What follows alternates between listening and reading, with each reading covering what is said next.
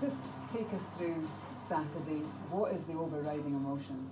I think just to get a good start in the tournament, that was the most important thing for us, to get a win. And the way that we did when we were kind of behind, we could have easily been on the other side of that result. I remember when you first started playing for Scotland, everyone was like, wow, he's such a maverick, he's got this bag of tricks. Nobody was really saying, wow, he's got great game control. Is that something you've worked on? I wouldn't say something I've worked on, it's probably just the more experience I've got and the more games I've played in. I'm probably getting a little bit older, the style of my play is slightly different now maybe. I felt at the weekend I didn't really do that much in attack.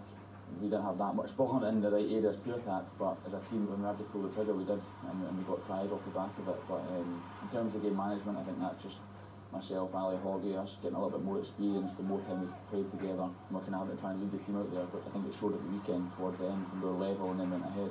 Let's talk about some of your kicks, because all I've seen over the last few days is everybody analysing it in slow motion. But for you, it's a split-second decision, isn't it? Yeah, I think the first one to do on that one before the penalty try, we actually called a completely different move. Every play there's 3 or 4 different options we can use, and it's just been able to adapt to different pictures we see and how we think what's best to do. So that was good, Duhan did well once he caught it, beat a couple of defenders, and the second one back across was just, I kind of knew the front row would be there and struggling to get back in time. So in that moment, you knew that England were all out of position? Yeah, I think, when you hit the first cross-field kick and Duhan gets back to the full-back, their line winger's going to have to chase across. So there's a few pictures that you almost, I don't need to look, I probably know there's going to be space there, or if the space isn't there, it's going to be Darcy up against the front row or someone like that. So it's just kind of a bit off the cuff, and these are sort of scenarios I might have done before or I've probably seen before, and just had a go and I thought it was the best option, which it looked like it was.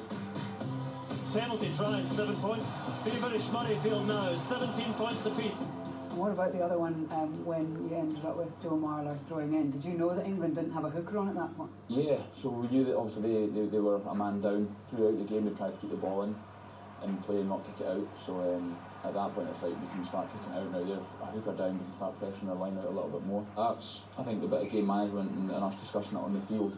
I read that you sort of create pictures in your mind of what might happen. Is that like visualisation? Is that what you do? Yeah, I think that's more the analysis I do during the week. You'll see certain pictures, kind of traits that individuals might have, or systems that they have in place. So although you're playing the phase in front of you, or the moment in front of you, you might be thinking sort of 2 or 3 phases ahead, trying to find a certain picture, and I think that's where the game plan is.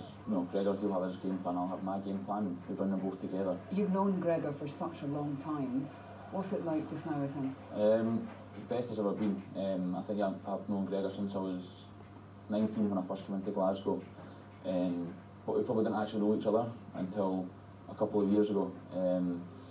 I think the way that he interacts with the players now, it's great, and the way that players are interacting with him, it's very different, and I think the environment here is the best I've ever been involved in, and I think that's translating to the pitch.